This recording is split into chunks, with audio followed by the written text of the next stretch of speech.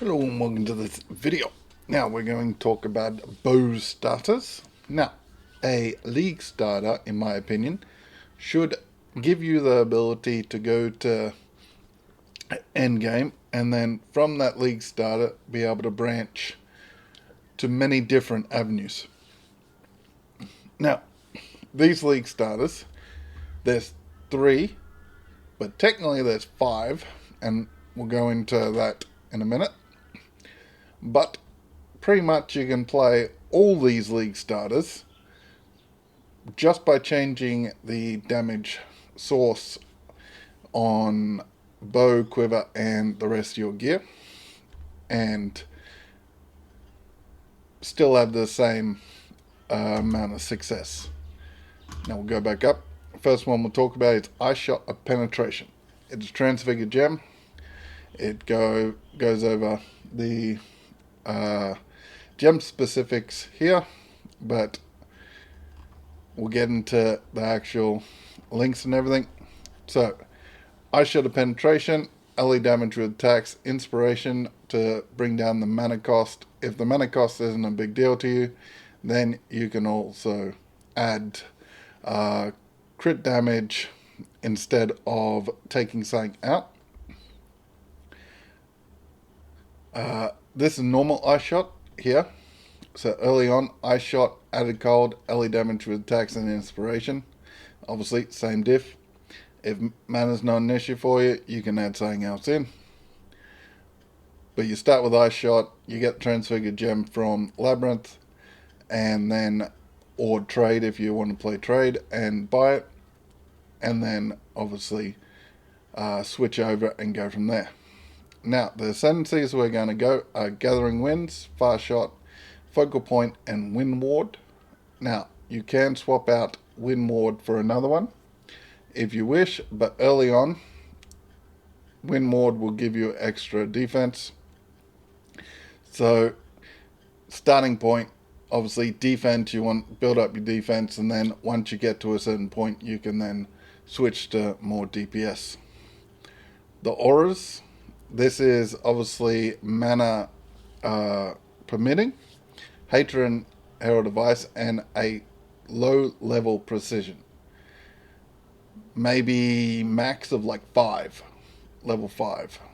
Obviously you can just go with that precision if need be, but I do recommend you add it.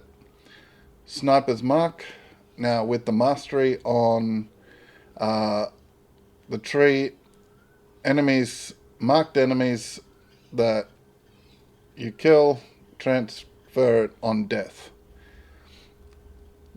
is the mastery that I'm talking about here. And you can auto cast that on stuff until you get the mastery. Dash, Frostblink, whatever your preferable movement skill. And Steel Skin is obviously our defensive. You can use Molten Shell if you want. Cast on damage. Cast when damage taken. Obviously you can link with the defensive skill, but obviously it's personal preference and playstyle. So the passives, the Cold Mastery, that adds 10% chance to inflict exposure. Force of Nature, Primeval Force, and the optional ones you can take for defense purposes, Acrobatics, and Winter's Spirits, Anoint. It's a way to get even more Fizz converted to cold as extra damage. So you can anoint that, or you can go get it on the tree if you want. Now, early on we're going to have a high Fizz base because 60% of the Fizz gets converted to cold. So the higher our Fizz base, the better the cold conversion. Then into a 1 to 2 plus the socketed bow gems. And then if you can't get that, add a cold damage, or get both, obviously. Now the quiver, life resist, crit multi, armor. We're talking evasion, as in armor, This is just in general your piece of armor, body, head, gloves, boots. We're getting life and resist, and you can go evasion ES if you want. Added cold damage to attacks, and flasks, obviously a life flask, diamond, jade, quicksilver, and then whatever you want, mana or another utility. Because we're using fast shot, we need to keep at a decent range so the arrow travels a decent distance. We're going to mark up the bosses, obviously, or tanky rares. Up until that point, you should do enough damage to not worry about the marks too much. The chill freeze that the ice shot does should be able to create easy mapping, because we're going to chill or freeze everything and then kill it. This is the one that we turn into 3 different skills. As you can see, the explanation for why toxic rain. We're going to use a pathfinder, and scourge arrow of menace or caustic arrow of poison is skills that you can use instead of the toxic rain.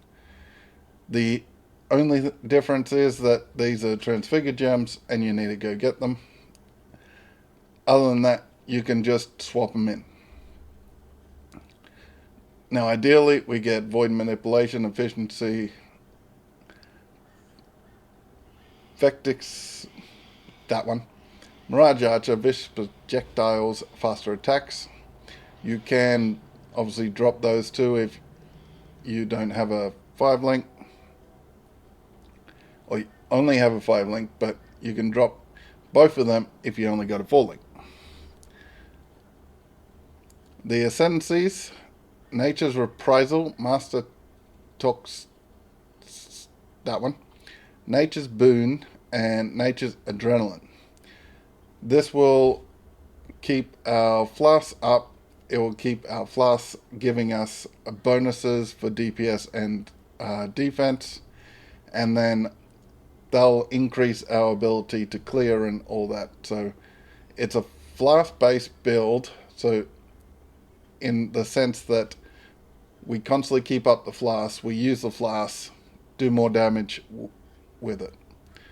Now this one, Malevolence, Grace, Despair, and movement skill of your choice, and Steel Skin, defense of your choice, and pretty much the mana reservation shouldn't be that big a deal on the Toxic Rain and all that, because depending on obviously if you add anything else, but the mana reservation throughout the tree, you should be able to get enough that it doesn't really matter.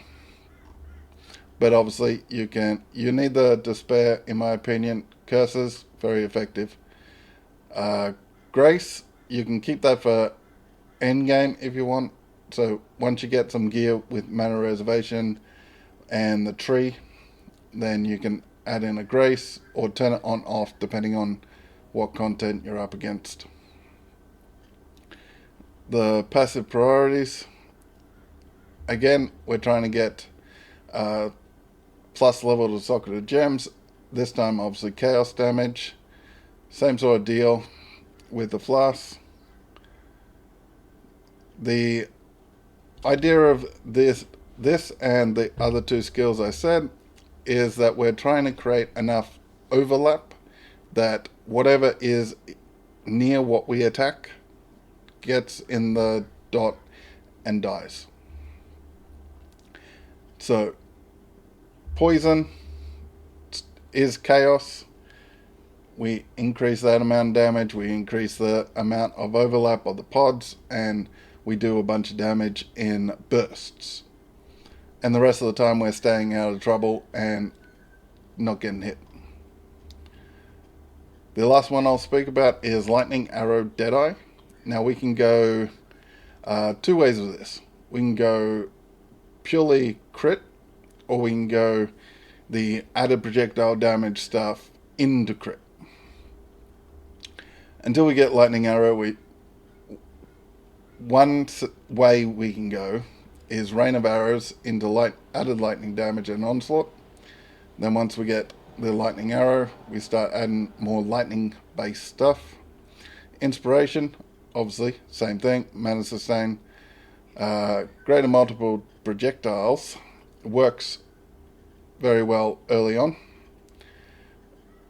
The 6-link goal, as you can see here, we have LE damage with attacks, inspiration, Trinity, added lightning damage, Mirage, Archer. Trinity, you only need 2 of the 3 elements to actually hit the peak of Trinity. So pretty much if your bow has a damage of, let's just keep it simple, 50 to 100, the other element, so let's say lightning, 50 to 100, the other element you needs to do at least between the 51 and 99 on the high or low. So it can be 99 to 150. Obviously that's not ideal because it has to hit a low number to hit it. Ideally you have it in between 51 and 99 is the 2 numbers. That way Trinity always is ticking over and you'll get the most effect out of Trinity. You can add the Herald of XYZ to add another element into it so you get that damage. Ideally we don't want to do that, but that's another way you can do. You can add a fire damage, cold or lightning damage through the aura and then have a flat damage on your bow and then get that to work that way. Later on, because obviously we drop GMP, lesser or greater, added cold, as I said, to get Trinity, pierce for single projectile coverage. You can also, for a boss single target, run Tornado Shot or Barrage. Depending on your playstyle, I recommend Tornado Shot, but Barrage you can also use. LE damage with attacks, inspiration, Trinity, and add lightning damage. I just prefer Tornado Shot. It's personal preference. You can use either. Now we're going to use Gathering Winds, Far Shot, Focal Point, and Wind Ward as it's here. Endless Munitions is what we're going to change over later. You can take out the Wind Ward later because we don't need that early. We can use that as an end game change. The auras on this one is actually Wrath, Precision, Herald of Thunder, and if mana allows, Grace. Sniper's Mark with the mastery that we spoke about earlier. Movement skill, your choice, plus second wind if you're using a dash, flame dash, and steel skin or molten shell. It's up to you. This is the stuff that you should be trying to do with your passive tree. And then gear, high fears or alley roll. You can benchcraft percent increase elemental damage with attacks. Quiver, we want attack speed, alley damage. Any sort of elemental adding to it. We're evasion based, but same as everything else. If you want to go evasion, ES or whatever, you can. Jewelry and flasks. Then the playstyle, fire in the packs, it chains, it shocks everything. You mark bosses, you keep your distance, so the fire shot kicks in. You keep the flasks up with Deadeye, not Pathfinder, so we're hitting our flasks to increase the damage, so we do big damage ones. And the Tornado Barrage you can do it for single target. It requires no uniques and anything. You can craft some things on it quite easily. scales real well, and it's pretty safe because you're at distance, you're doing damage, you can hit them 2, 3, 4 times by the time they're even in close. So more than likely, pretty much anything but tanky things are just falling over by the time they even reach you. And obviously the ideal 6-link once you're done, and then further on, obviously awaken gems and stuff, but SSF. Because a league starter, in my opinion, should be SSF viable because you're starting with nothing. And then this is the overall, back to that again. Hopefully this was helpful. If you want to play bow, or you were thinking of going ranger but you didn't quite know what skills, and you can use trickster for the toxic rain, or what was that of poison, caustic arrow of poison. It's a little different. You're pretty much everything's the exact same except the ascendancies. You're taking obviously the best for it, but you're going evasion ES and your hybrid. It's not really a either. You're pretty much going either full ES or you're going evasion ES, really. But you can play a trickster for caustic arrow or toxic rain. Just as maybe you want to try something a little different, you can play that way as well. But hopefully this was helpful and everything. Catch you in the next video, and do have fun.